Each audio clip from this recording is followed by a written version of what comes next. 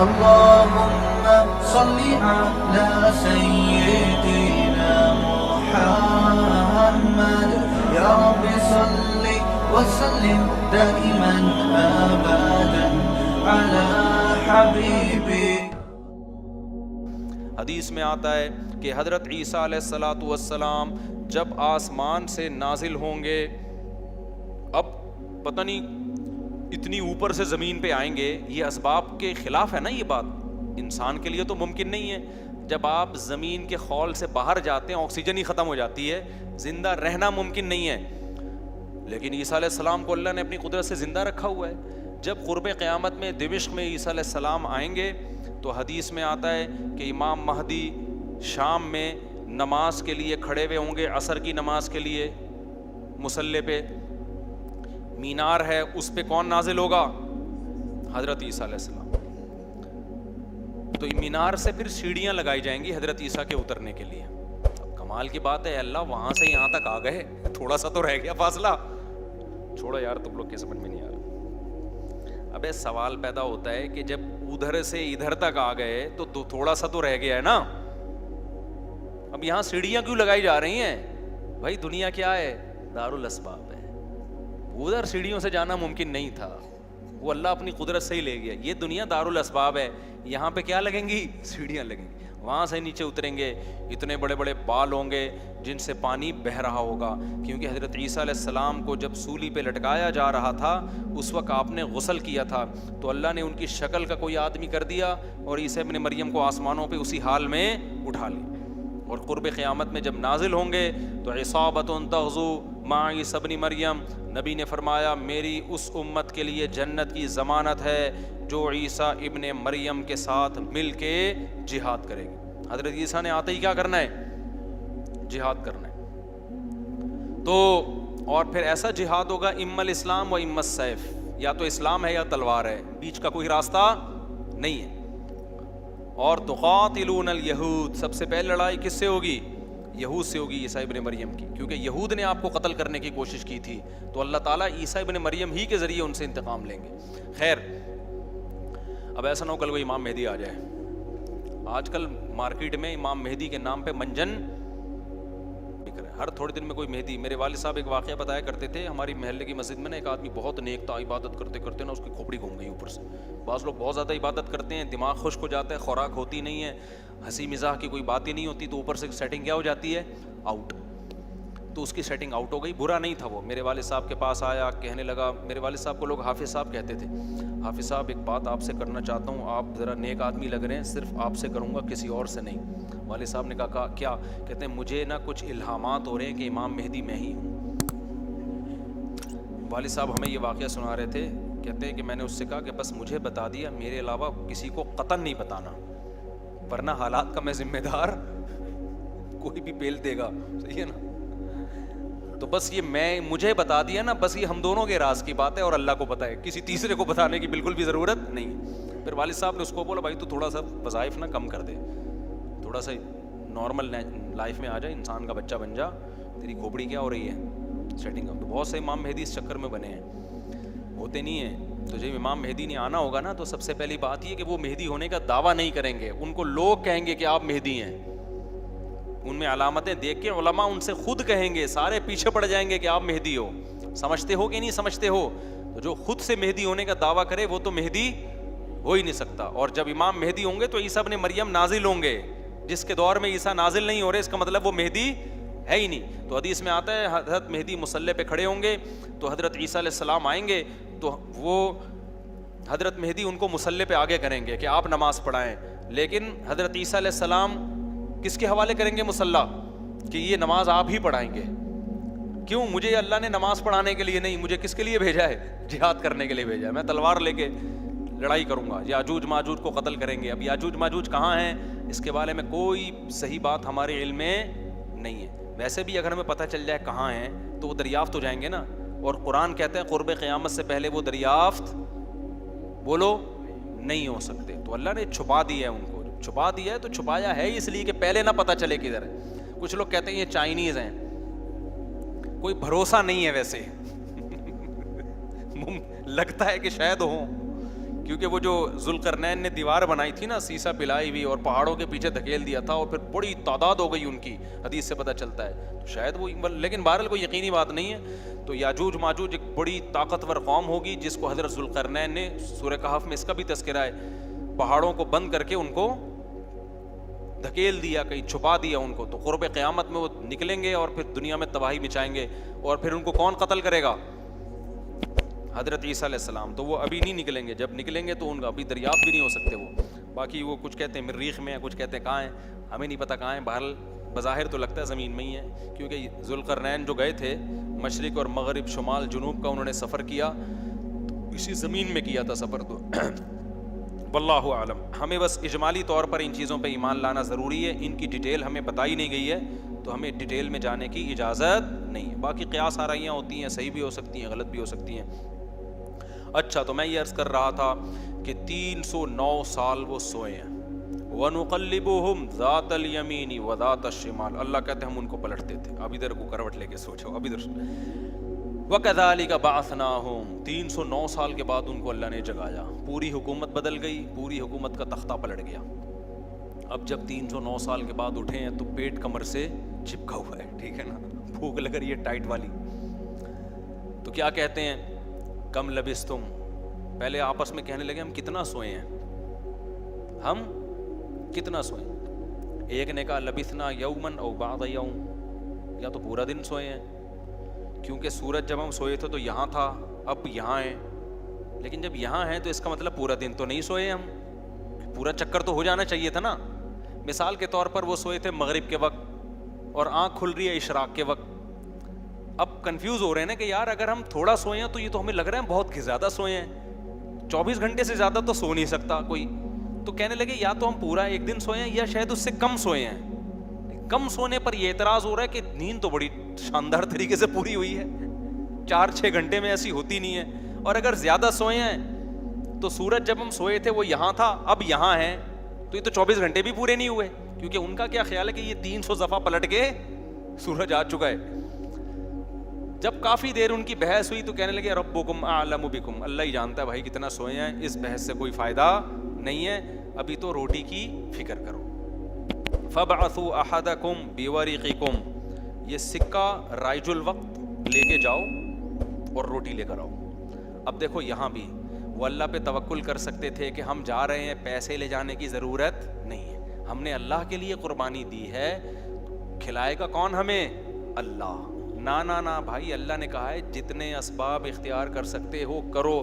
تم ایک اجنبی جگہ پہ جا رہے ہو, تمہارے پاس سکے ہونا, پیسے تو لے کے جاؤ. عربوں میں نا جب زمانہ جاہلیت میں حج ہوتا تھا تو دور دور سے جو عرب قبیلے بیت اللہ آتے تھے پیسے نہیں لے کے آتے تھے ساتھ میں, کہتے تھے کہ ہم اللہ کے گھر کی زیارت کے لیے جا رہے ہیں, تو کھلائے گا کون ہمیں؟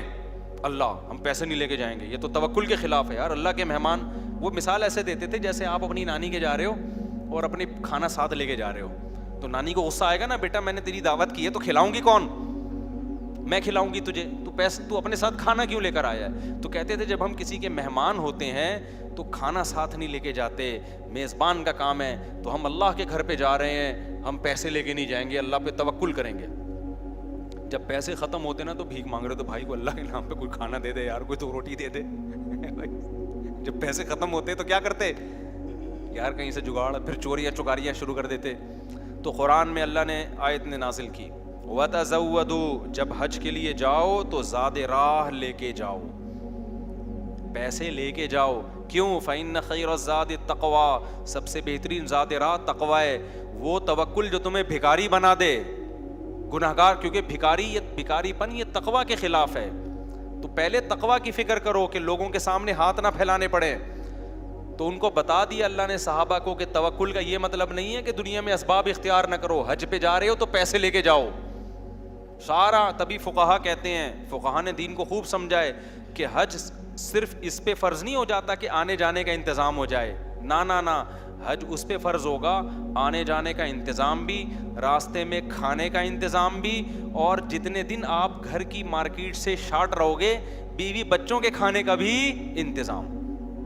آپ کا حج کا آ گیا بھائی, آپ نے کہا میرا جہاز کا ٹکٹ بھی ہو گیا, ہوٹل کا کرایہ بھی ہو گیا, کھانے پینے کا انتظام بھی ہو گیا, نکل گئے 40 دن کے لیے. بچے کہہ رہے ہیں ابا مارکیٹ سے کیا ہو گیا, ابا ہم کیا کھائیں یہاں پہ. تو ابا کہہ رہا ہے بیٹا میرے لیے چونکہ آنے جانے کا پراپر انتظام ہو گیا تھا تو مجھ پہ حج فرض ہو گیا ہے, کیونکہ اللہ نے کہا ہے جس میں استطاعت ہے حج فرض ہے, تو مجھ میں استطاعت تھی حج فرض ہے.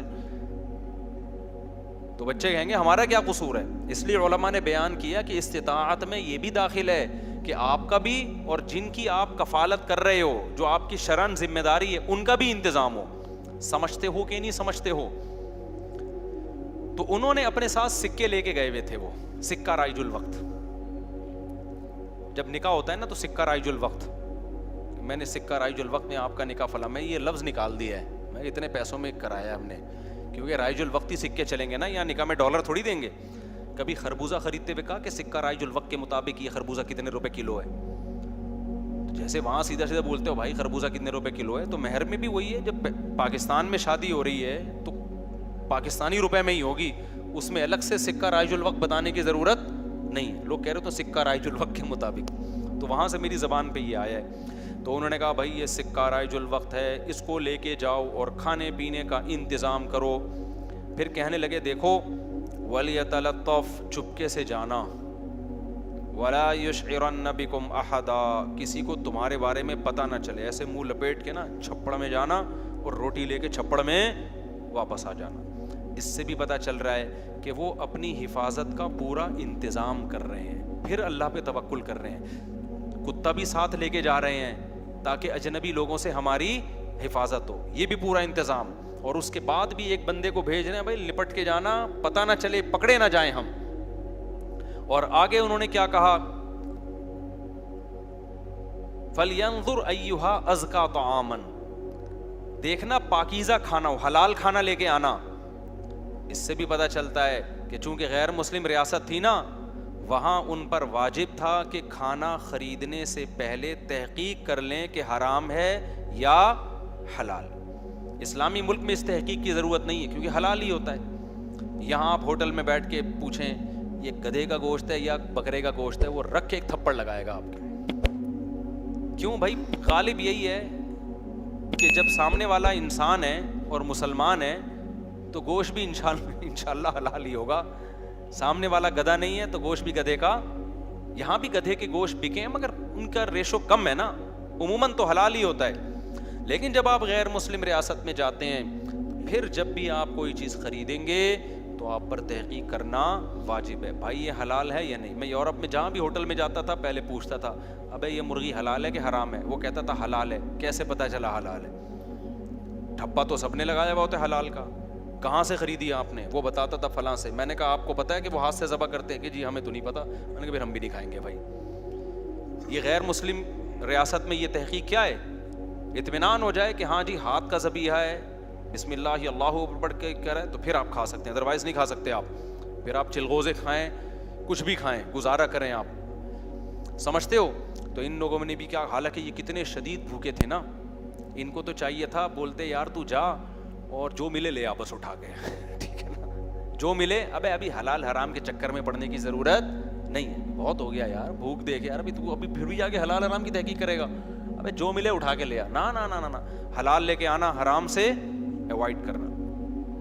اب جب وہ بندہ آیا نا سکہ رائج الوقت لے کے, تو جب وہ اس نے سکہ دیا تو وہ دکاندار نے بولا بھائی یہ کون سے زمانے کا سکہ لایا بھائی تو, ٹھیک ہے نا, یہ کرنسی تو کیا ہو گئی ہے, 300 سال پہلے یہ نوٹ ختم ہو چکے ہیں.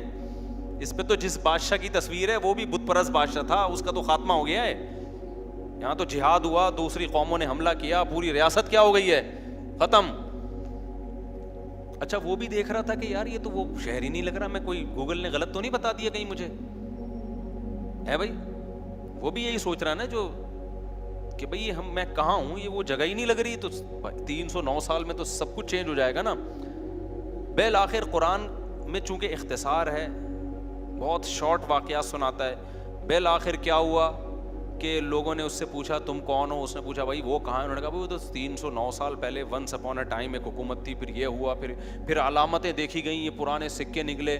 تو لوگوں کو, اچھا ان لوگوں کی ہسٹری بھی لوگوں کو پتہ تھی کہ پرانے وقتوں میں چند نوجوانوں نے اللہ کے لیے قربانی دی تھی اور اپنے علاقے سے ہجرت کر کے چلے گئے تھے. ان کے نام یہ تھے, ان کی علامتیں یہ تھیں. تو اس سے بھی لوگوں کو نا ہسٹری سے پتہ چل گیا بھائی یہ کون لوگ ہیں, یہ وہی لوگ ہیں. تو پھر بہرحال جب ہو گیا تو ان کی تو بڑی واہ واہ ہو گئی, یار یہ تو بڑے کرامتی بزرگ ہیں, یہ تو 300 سال سے کہاں سو رہے تھے, غار میں سو رہے تھے. سب نے ان کو بلایا, بھائی ان کا تو بڑا اکرام ہوا. میں اب آگے میں اپنے اسٹائل میں بیان کر رہا ہوں, قرآن میں نہیں لکھا ہوا, جو ہوتا ہے ایسے موقع پہ. بھائی دم کر دیں, ہمارے وہ گنجے کے بال نہیں آ رہے, حضرت اس کے سر پہ دم کر دیں, اس کی شادی نہیں ہو رہی, اس کے لیے دعا کر دیں, اور یہ بچہ مفتی مولوی صاحب میرا بچہ انسان کا بچہ بن جائے. ہم نے جب پیدا کیا تھا اس وقت انسان تھا, لیکن اب جو رپورٹ ہے اس کے مطابق یہی جو شکایتیں آ رہی ہوتی ہیں, کوئی پھونک لگاتے ہیں, کوئی تبلیغ میں نکال دیں, کوئی نصیحت کر دیں, جو بھی ان کا اتنی عزت ہو گئی, اتنی عزت ہو گئی. پھر انہوں نے وہ سب آ گئے اور ان کی بڑی جو اللہ نے نا ان کی دعا ایسے قبول کی کہ بجائے ہجرت کرنے کے انہی کے وطن کو ان کے لیے سوٹیبل بنا دی. اور بالآخر ایک وقت کے بعد ان کی طبعی موت ہوئی.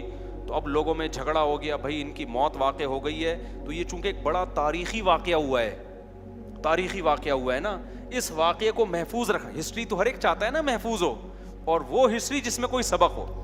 تو کسی نے کہا ہم قبہ بنائیں گے, کسی نے کہا ہم کیا بنائیں گے, لیکن جو غالب لوگ تھے, جن کو اللہ نے غلبہ دیا تھا, انہوں نے کہا لنتخذن علیہم مسجدا. ہم ان کے غار, کہا جاتا ہے کہ اسی غار میں ان کو دفن کیا گیا جس غار میں انہوں نے زندگی گزاری نا, ہم ان کے غار کے قریب ایک مسجد بنائیں گے تاکہ اس مسجد میں نماز بھی ہو, عبادت بھی ہو, عقیدہ توحید بھی زندہ رہے. کیونکہ انہوں نے قربانی توحید کے لیے دی تھی, اور مسجد توحید کا سب سے بڑا ذریعہ ہے.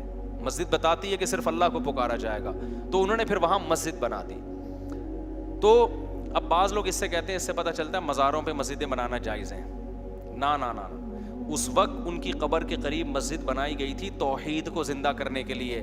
اب قبروں پہ مسجد بنانے سے توحید کا بیڑا غرق ہوتا ہے. اب شرک اور بت پرستی پھیلتی ہے اس سے, اس لیے علماء کہتے ہیں اب قبرستانوں میں مسجدیں نہیں بنائی جائیں گی. ان کی نیت کچھ اور تھی, آج کچھ اور ہونے لگتا ہے, آج قبروں کو سردہ ہونے لگتا ہے وہاں پہ, اس لیے آج بنا کیا جائے گا اس عمل سے. سمجھتے ہو کہ نہیں سمجھتے؟ تو اس واقعے میں ہمیں کیا سبق ملتا ہے؟ اس واقعے سے ہمیں سبق ملتا ہے کہ جو اللہ کے لیے قربانی دیتا ہے اللہ اس سے غافل نہیں ہوتا, اللہ غیب سے اس کی مدد کرتا ہے.